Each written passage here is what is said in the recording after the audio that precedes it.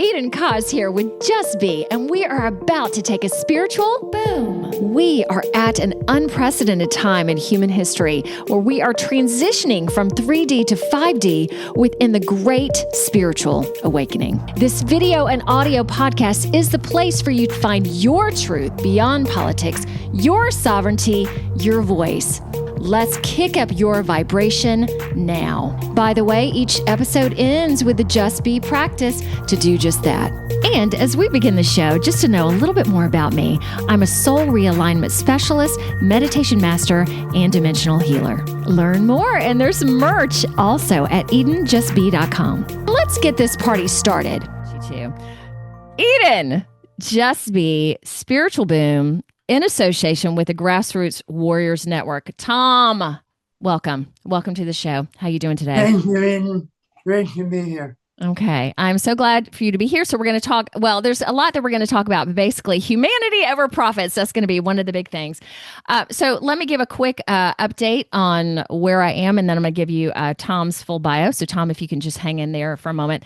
I have just come up from another beautiful week of international travel. So I'm dead freaking tired. My voice is a little raspy. So just so y'all know, within that, I plan to be my own guest next week on the podcast, because most of you know that I've been doing the show since January 2020. Tom, it's been a while.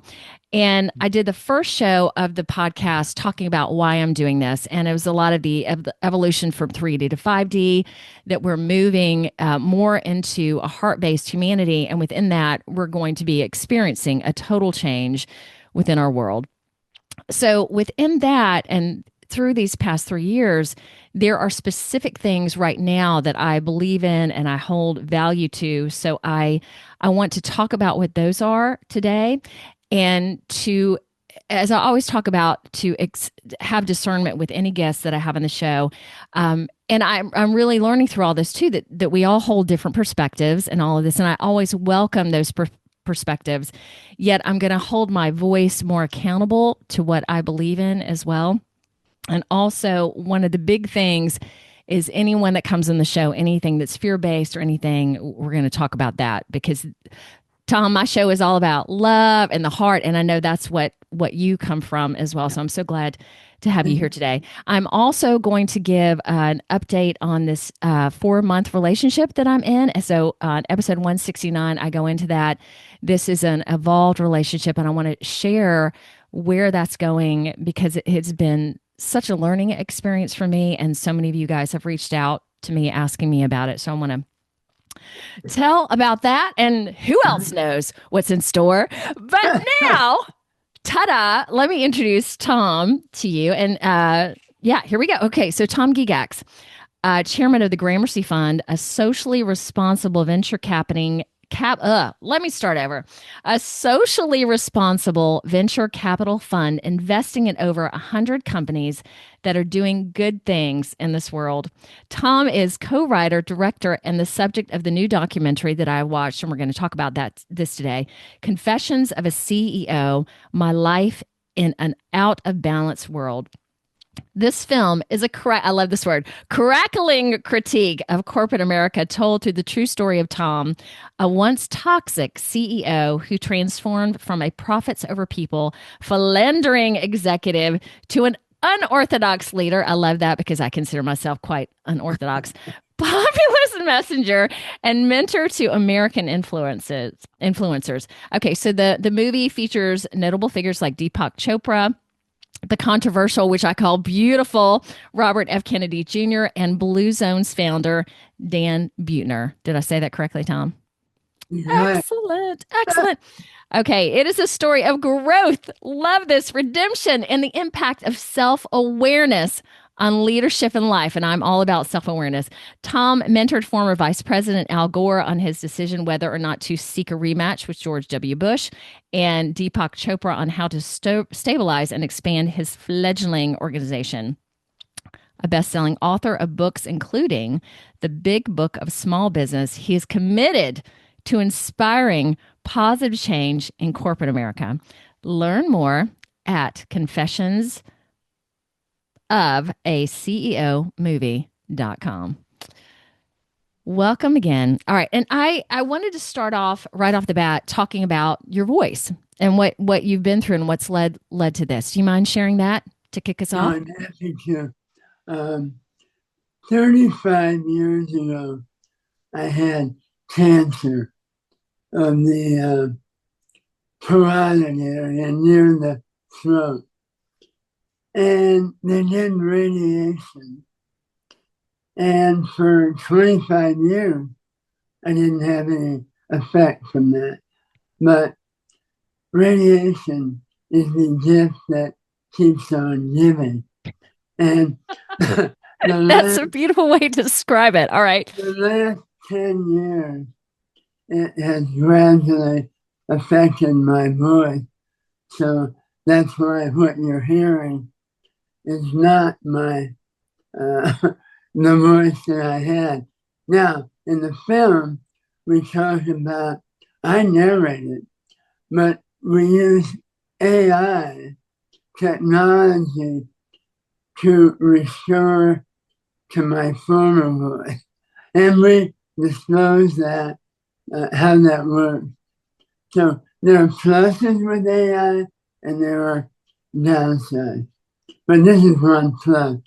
I'm also told by my doctors that in 2 to 3 years, they will be using AI with an implanted device that as I speak as I am now, it will be my previous voice that we have tons of hours of recording. Wow. Okay. I got chills on that. And in the movie, it also talked about that you, like, let's say a normal person, I guess that's the best way to phrase it, Yeah, right. it would not be in the good state that you are now. Like this would have kicked an average person's booty, but you keep going and you're here. Is that accurate? When you say kick it, I don't quite understand that question. That the work that you have done in terms of using your voice, in terms of healing yourself, that this would have potentially conquered an average person, that you have gone above and beyond. You know what? I don't want to say, oh, I did it better than others. There are many people that have, through their courage and their will, their passion to overcome their challenges. So I'm not saying, I did it better than anyone, but I did work hard. And right now, when I speak, I'm giving half a loaf because, I don't have my full voice. But in the movie, we were able to modify that and give my full voice and a message that has been well received. 100% Rotten Tomatoes, 5 stars on Amazon Prime, and the Kelly Award. So we're absolutely grateful for the reception. Okay, and it is really good to. So let me ask you this spiritual question to kick us right off. In the movie and being this CEO and this person that you were, it's so interesting that you found your voice and now you're having challenges with your voice. What do you think of that? What do you think of that ironic little twist? Well, I love that. I've never heard it put quite that way. But I found, I had a lot of karmic debt to pay based on how I lived earlier, how I treated people personally and professionally. And I'm grateful I did a lot of work emotionally, spiritually, and physically to modify and really change who I was as a human being. But I must have had a little bit of karmic debt remaining in having the effects of my voice 25 years later. but you know what? I think the things that happen to us, we can either have it be lemons or we can make lemonade out of it, and we can really use it to change further. And for me, what my voice has taught me the last 7 or 8 years is it's shown me what people that have disabilities deal with. Because certainly everyone is very respectful, but I can kind of see I feel sorry for it. No, I've been able to empathize further with those that have some type of disability. Yeah, because you are experiencing firsthand. And let me encourage folks, if you are listening to the audible version of this, I would really encourage you to go to the visual as well, because Tom has a lot to say, and I don't want you to miss out on any of this. And I will bring this up, Tom. I have a special needs daughter. Oh, I got a little cough. Hold on. So she is, when you see her physically, you wouldn't think that there's a challenge or anything, but it's all cognitive. So she's 23 years old. And the same thing, like people, when they say her, like, oh, there's your daughter. Is she, what kind of job does she have? What kind of car? And it's like, well, she doesn't really have a car. She lives with me, and her dad lives with me a week, and then with her dad.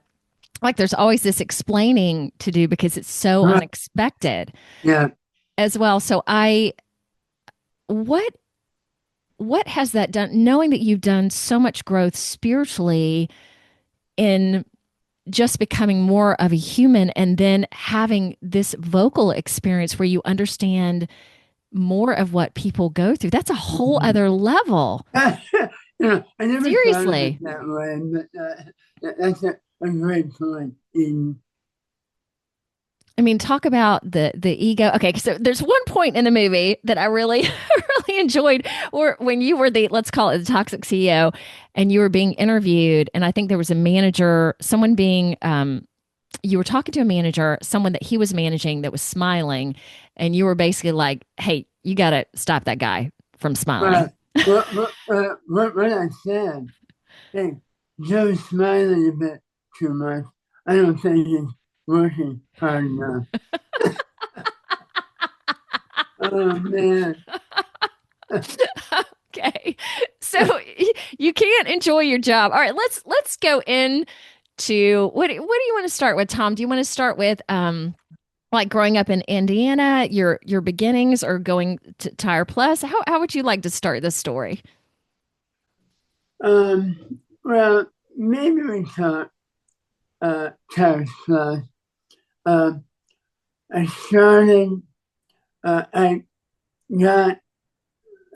had a person that worked for me at Shell Oil Company. Yeah. And I approached him after horrible treatment by Shell executives that were corporate. I got my taste of corporate America. And I said, man, I don't want to work for corporate America. I'm going to start my own business. Yeah. So I got one of the salespeople that reported to me, and I asked them, said, hey, I'd like to start a company. I want to buy 3 Shell gas stations and turn them into tire stores with gasoline. And anyway, he joined me, we did it, and we grew from there to beautiful big tire stores. And when we sold it 25 years later, we had grown to 150 stores with 250 million in sales, 350 million in today's dollar, so a third of $1 billion. And it was a really neat experience. And everyone won because we had profit sharing, not only from the sale, but along the way, we had a unique environment where we had a meditation room. We had people that did massages go around to our stores and do, share like massages to our teammates. And we had yoga classes for our teammates. So we're doing heart math. I don't know if you ever heard of that. Oh, yeah. But now all of this, remember, is 30 years ago. You're right. So we had heart math education, teaching our teammates how to control their heart rate, their blood. So it was really neat. We had a full-time wellness coach. Nice. So anyway, and what I did, it worked so well with what I did individually. I brought that into our company, and our company's sales and profits went through the roof. So that's when I found out, put people first. Before it was all about, hey, we need to make profit. And then people were second.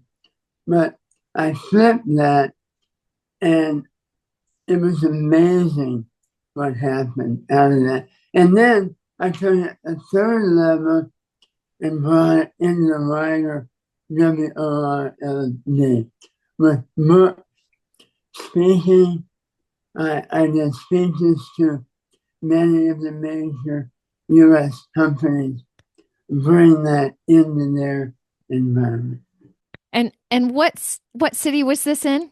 Where was corporate headquarters?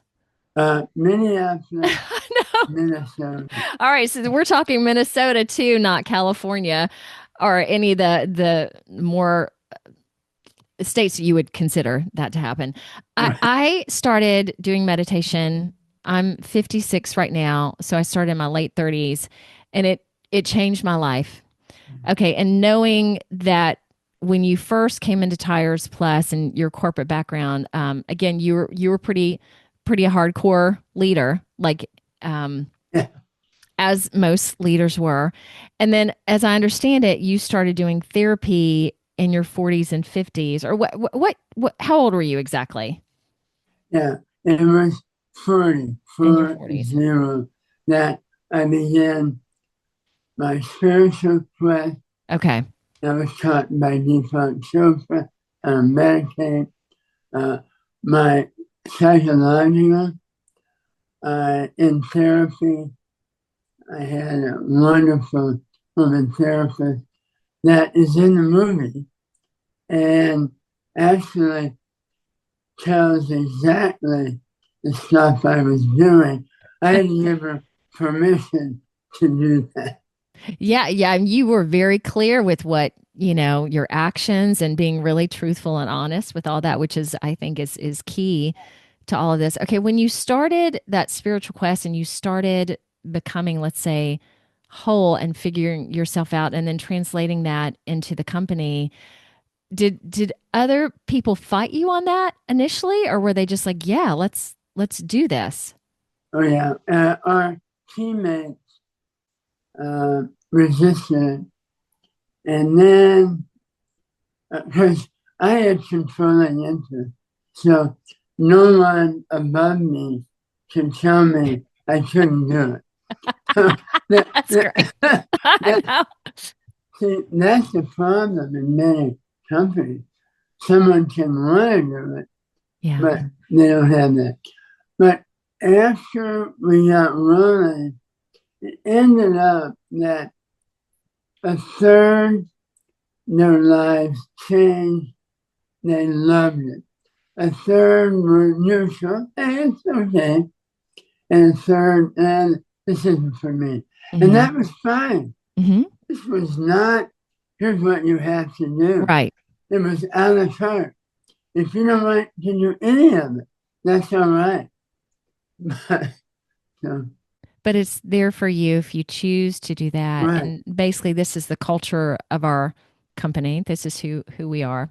What were some of the stories that came out of that? Employees that were significantly affected. Do you remember any of those?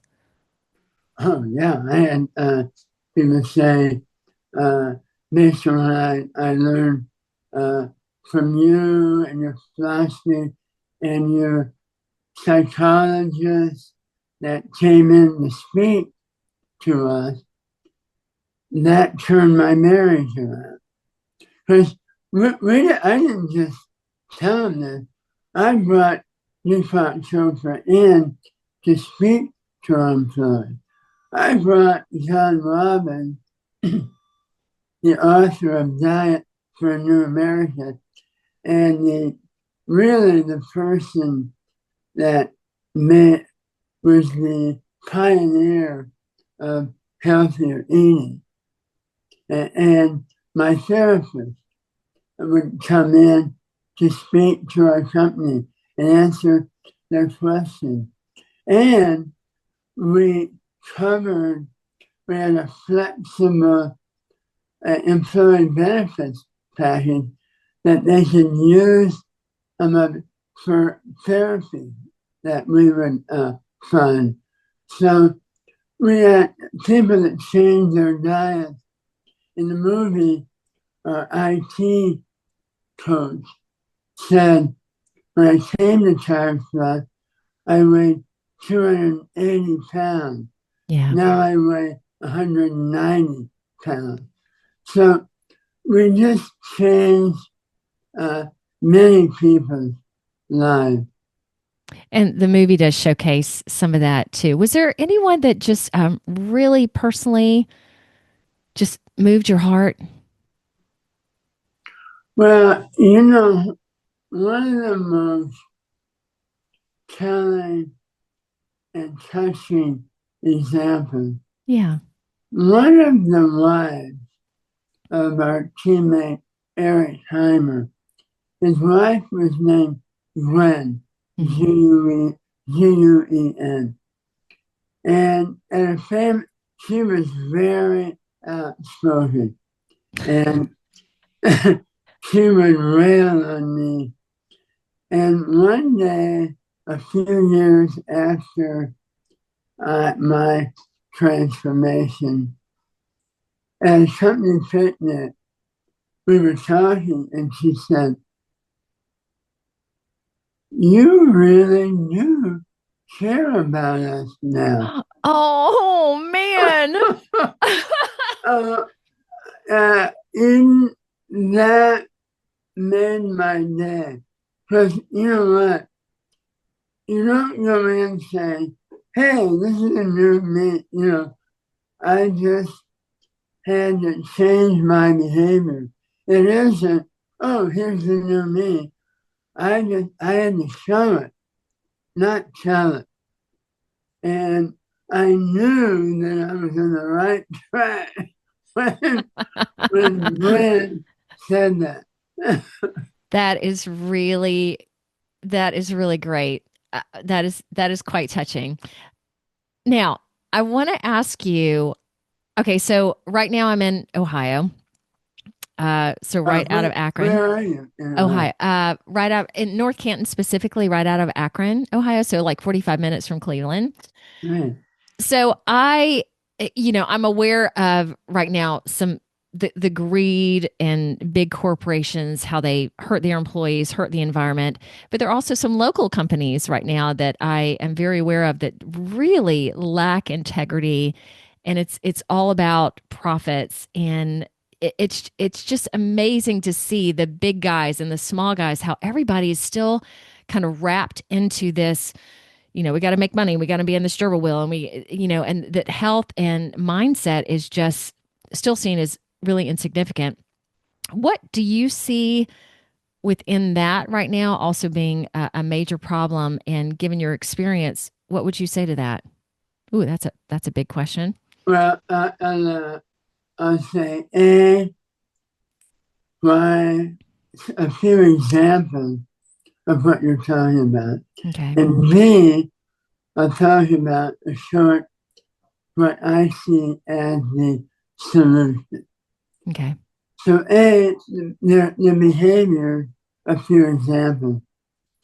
CEOs were making, when I started in business in the 1970s, they were making 20 times the average worker in their company.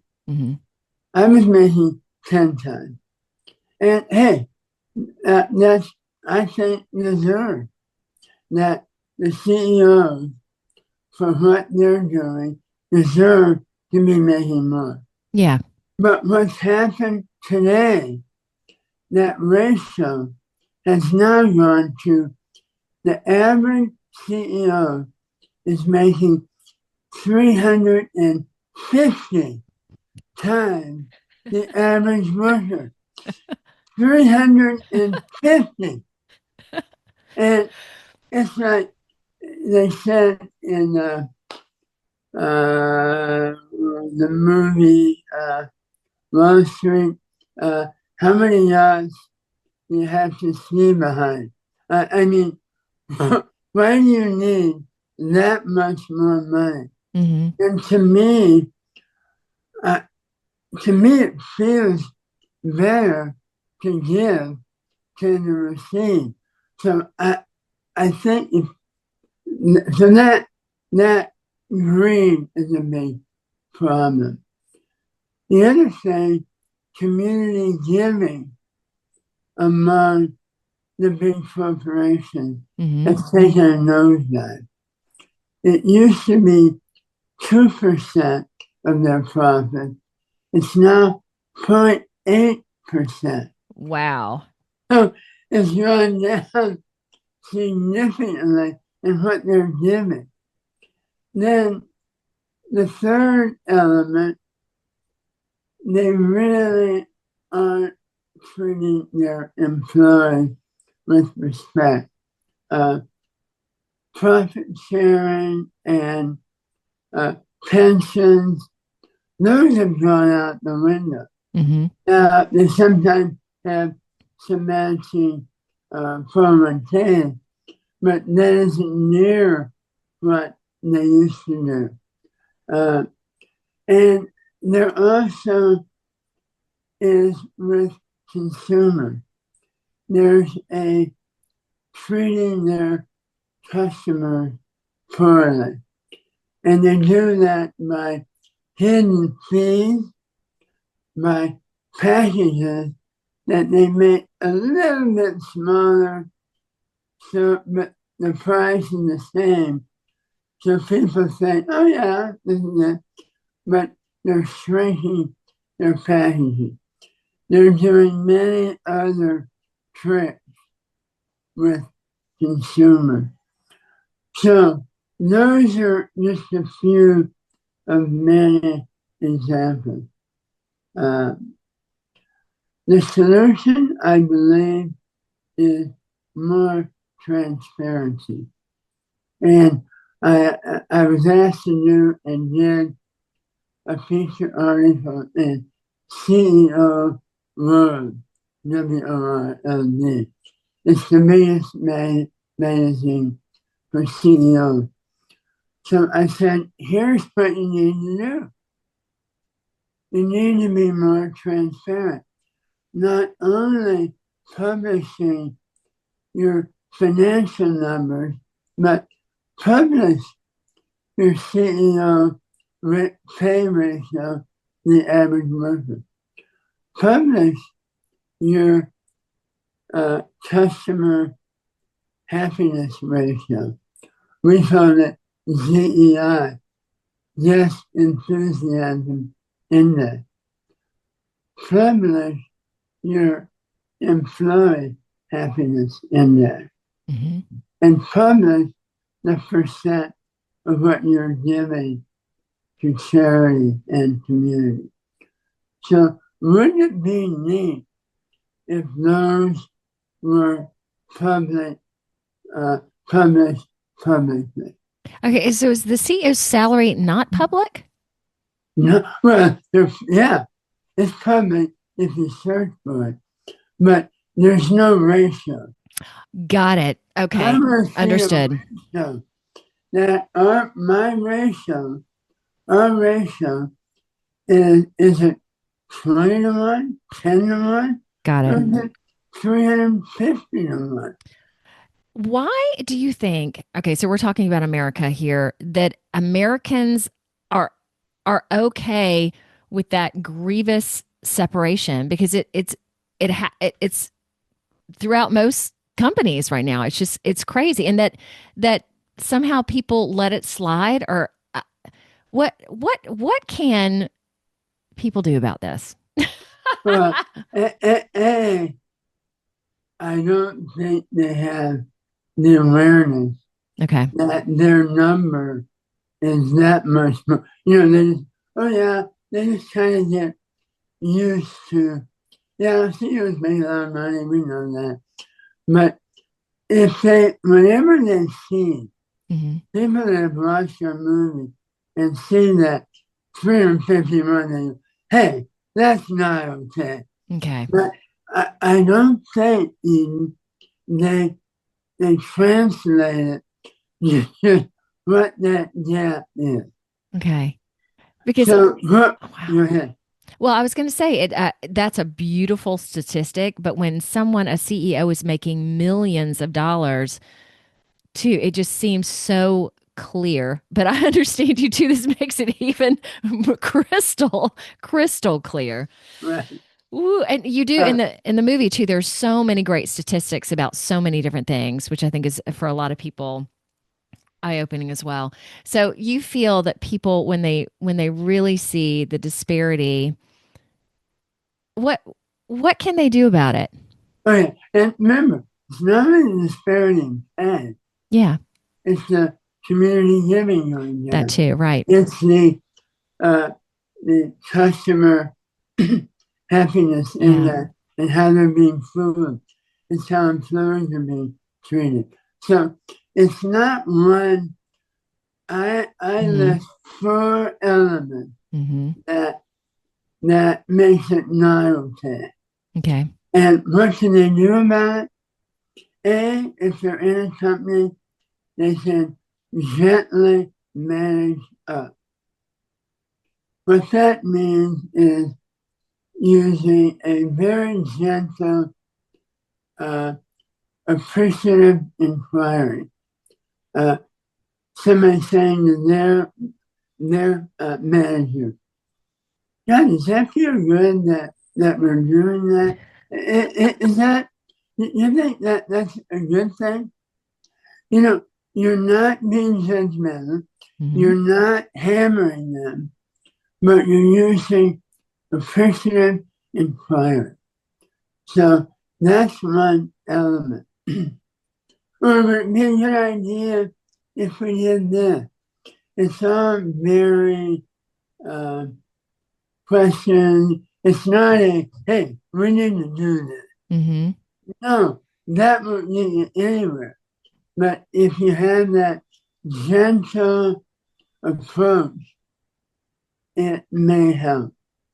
And if that doesn't work, and if people really don't feel good about where they are, then I encourage them to look.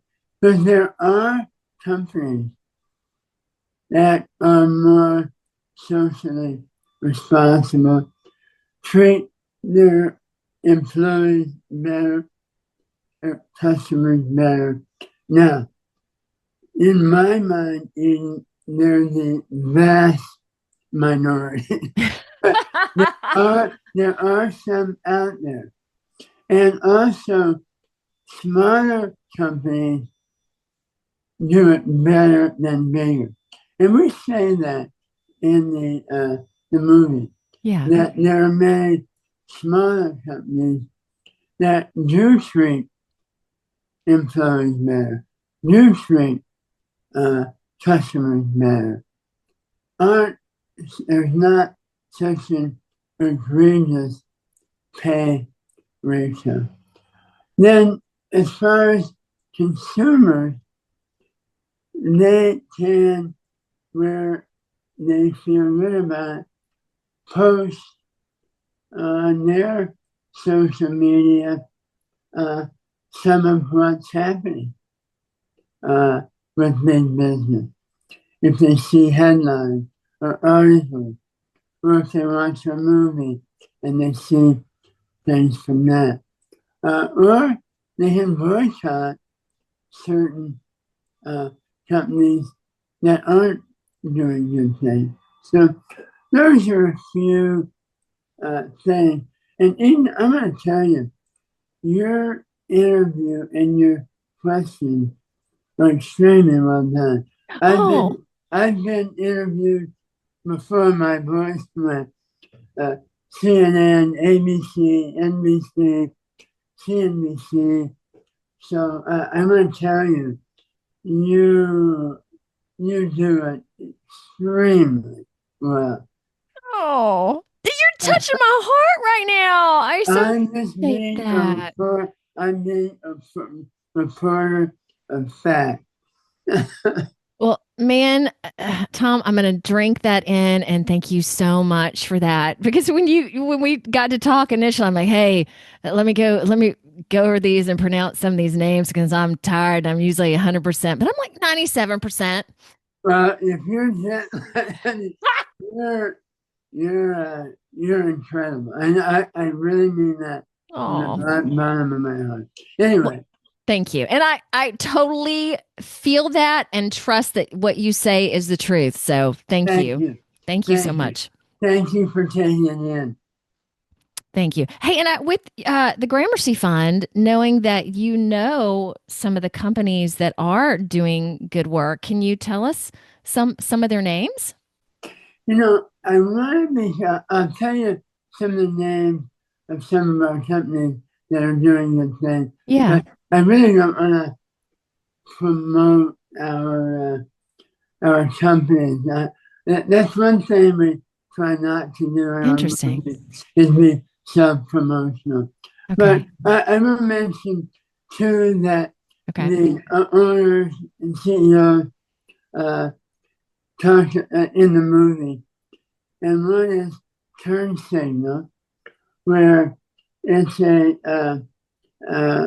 African American who, three of them, started a company that developed a product for inside someone's car, that it automatically records if an interaction with someone, be it a security officer or a police officer or whoever. And by the way, I'm pro police, but this is something that if someone has a bad experience, and they can bring an attorney right in during during the interaction. Okay, this is Turn Signal, correct? Turn Signal, yeah. Okay. And so anyway, that's one. Boundless is another. BOUNDLESS. And the CEOs on there, they make immigration. Immigration is A, too complex, and B, way too expensive. This company may simplifies it and does it digitally and makes it much less expensive. So immigration, and I am all for, we have been too open in our border. I would agree. So I absolutely support that 100%. Yet, I think we need to concentrate not only on getting rid of the bad apples, but on making immigration, legal immigration, more affordable and less complex. And our company Boundless is one of other solutions. Okay. That's awesome. And let me throw out there to people too that another way you can use your voice is not to work for these companies that don't do good things. And if you work for one and you find out that it doesn't align with your integrity and your values, go somewhere else. Yeah. But to me, that's one of the biggest, because me personally, like I work for myself, Tom, I like that too, because I craft my business same as you, exactly how I want it. And my integrity is all over it and honesty. And I wouldn't have it any other way. And I wouldn't want anyone else telling me what to do. Yeah. And I feel the same way. And yeah, if you do your own business, great. But for a lot of people, that's not attainable. So there, as Eden said, there are companies that are operating more ethically, more socially responsible. And I would encourage you, if you try managing up in a gentle way, if that doesn't work, to do as Eden said, and look other places. Awesome. Hey, tell us about your personal experience with Robert Kennedy. What was that like? What do you personally feel about him, if that's okay to ask? Okay. Bobby is very complicated, and I love him, and I agree with 65% of what he said. And I disagree with 35%. But you know what? Here's my feeling. We're in our political leaders. A lot of them, I agree with X%, disagree with others. But I think what we miss is crediting people with what they do well and then giving feedback and saying the thing we disagree with. There's not enough about that. We're a black and white society. Yeah. You're either all good or you're all bad. And as I got to know Bobby, and he's been a 25-year, 30-year friend, we vacation together at Machu Picchu, our family. I have mentored him, and his people don't know about it. He started and led an organization called Water Keeper Alliance, WATERKEEPER Alliance. He started it, and it has grown to be the largest water cleanup organization in the WORLD.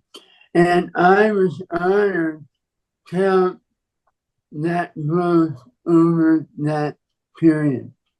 So anyway, and Bobby, a lot of celebrities put their name on it, but don't work. Bobby works it. And I mean, I saw him really, the good, the bad, the ugly, go through all that, deal with people that were difficult to deal with. So Bobby is an environmentalist, and he has helped clean up.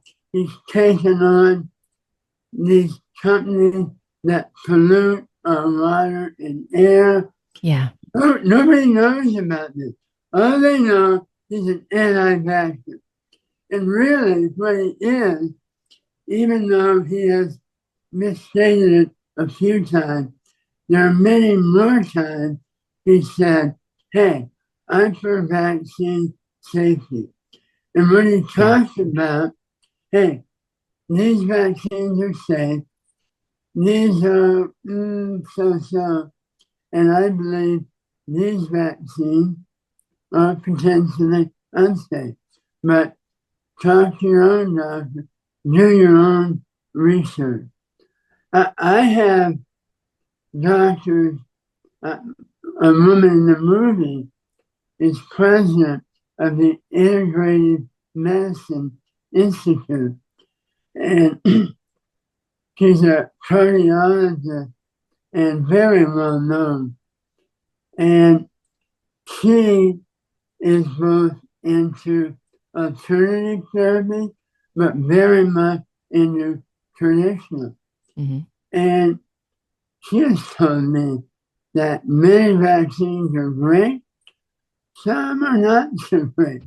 So, but the media and some people has to be black and white. Hey, Bobby's an anti-vaccine. No, he is against many, but there's others he's for.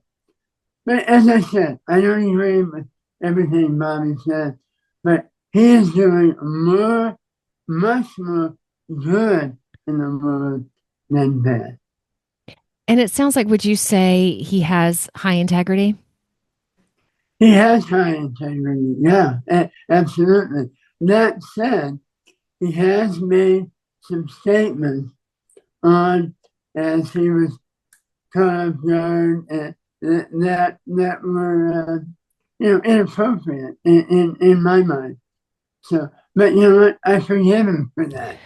But his good far outweighs some of these statements that are, I don't blame or well said.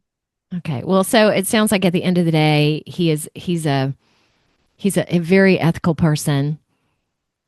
Very ethical person. Yeah, and he's a positive force on what we're dealing with today. Yeah. Take food. Yes. Oh my gosh. I was on the board and former chairman for 25 years on the board, 3 years as chairman, with the biggest food watchdog in the U.S. history, Center for Science in the Public Interest. And we had the founder on an interview, but the FDA were our enemies, and we couldn't get bad stuff taken out of food. Well, Bobby is taking them on. He sure is. Now, he's doing it voluntarily. But I tell you, behind the scenes, he's saying, you better get this stuff. Food dyes and other crap in the food that in Europe, they won't let that stuff in their food. Nope.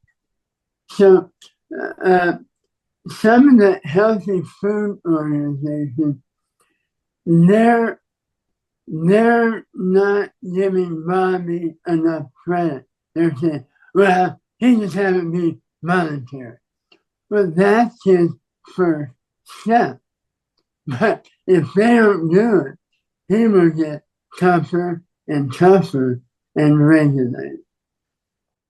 That's good because that's what we need. And we again talk about greed and profits, and I know like high fructose corn syrup. I remember when Breyer's ice cream put that in their product, and I used to love Breyer's because it was what four ingredients, and I called them specifically, and I said, "Hey, just so you know, I'm not going to buy your products anymore." He's like, "Well, that's okay because high fructose corn syrup is good, or it's okay," which I'm like, "No, it's not."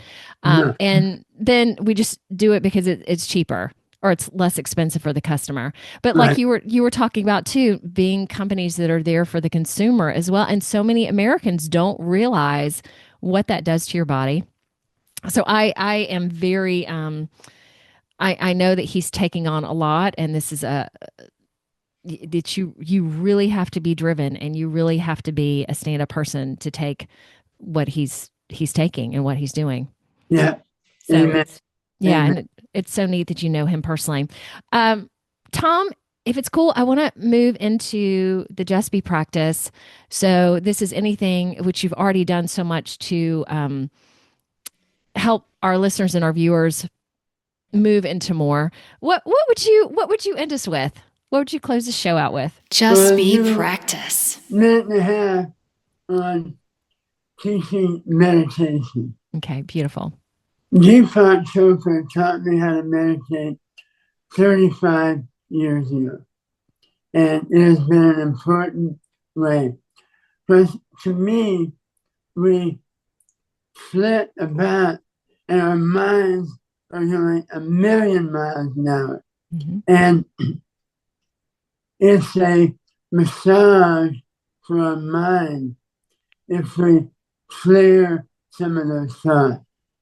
And I'm going to take just 1 minute here. And then I'm talking about a moving meditation. Right now, this is a sitting. So as you sit, close your eyes, sit up straight, have your forearms on your thighs, and have your thumb and your index finger touching each other. So begin noticing your breath. Nothing more than noticing it. Don't even have to try to breathe harder.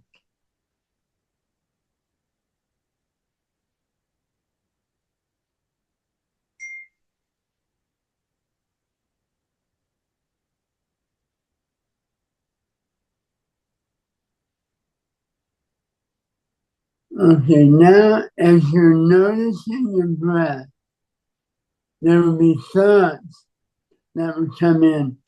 Gently flit them away. And just bat them away very gently and return the focus. Kind of seeing your chest going in and out as you notice your breath, which should be getting deeper and deeper.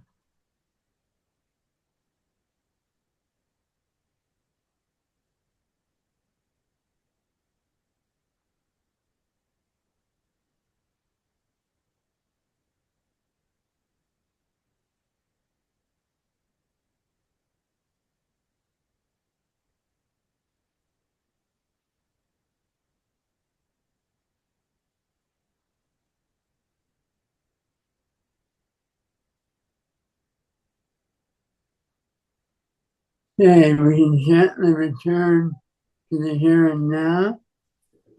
And I'm hoping that your audience members and viewers were able to feel their breath get slower and deeper. And that will be an automatic relaxer because of the anxiety most of us feel, because of guilt over the past and fear of the future. We're unable to be in the present. And the more we slow that breath down and make it more deep, look at animals. You see their their bodies go in and out, in and out. So that will help in sitting. Then, as you're moving throughout the day, notice your breath. And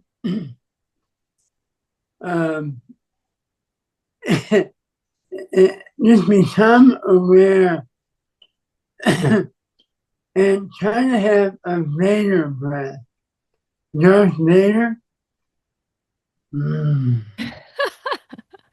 Mm. Mm. That might help. Mm. And to show you how that can impact, Deepak taught me that Vader breath. And one night, Al and Deepak, I had told them they needed to meet, Al and Deepak. Finally, one day, Deepak said, yeah, okay, I'd like to meet him. And then, okay, here's his phone number, tell him. No, you set it up. Come, no, I want to do that. And Al said, great, come down, you and Deepak come down, have dinner with Chopra and me and spend the night. So anyway, we did that, and the next day, Deepak left early, and I was having a session with Alan Chopra, and I talked about what I'm talking about now, breathing more deeply, using the Vader breath. I said, did you notice Deepak breathing last night? Yeah, we thought he had asthma. And then, no, deeply. that was his Vader breath. Oh. Anyway, that's a tip on having people be aware of their breath throughout the day and find a minute or 2 or 5 minutes here and there where they can just sit and meditate. Mm-hmm. Because as Tom has experienced, and the same with me, it can and will change your life and who you are and what you see. Tom, thank you so much for coming on the show. I really encourage everybody to watch his movie, Confessions of a CEO. It is really, really great. And I did say that correctly, didn't I? You said it perfectly. And thank you. It's on Amazon Prime. Thank you. And the quick search, type in CEO. And when you do that, it's the first one to come up on Amazon Prime. Okay. You don't have to type in Confession of a CEO. I typed in the whole thing, so that's good to know. So just type in CEO and it'll show up. Tom, I don't think there's anything else. Thank you. I really, okay, not to sound corny, but you're an inspiration with what you've done, but you're an inspiration with you're still using your voice. You're not letting that stop you or slow you down. So that is really, really cool. And please reach out in a year or two if the AI does affect. I really want to, I want to be a part of that, if I may. That would be great. Love it. I wish you the very best. Oh, thank You're you. wonderful. Oh, thank you so much. All right. So we're going to sign off, Tom, if you can hang on just a moment so we can say our own personal goodbye. All right, everybody. Next week, probably me. And then after that, great guest after great guest every week. Thank you so much for joining. See ya. Y'all, find me on Facebook, Instagram, LinkedIn, Truth Social, as well as Rumble, BitChute, YouTube, plus a plethora of other audio directories like Apple Podcasts and Spotify. So like, subscribe, do it all. See ya.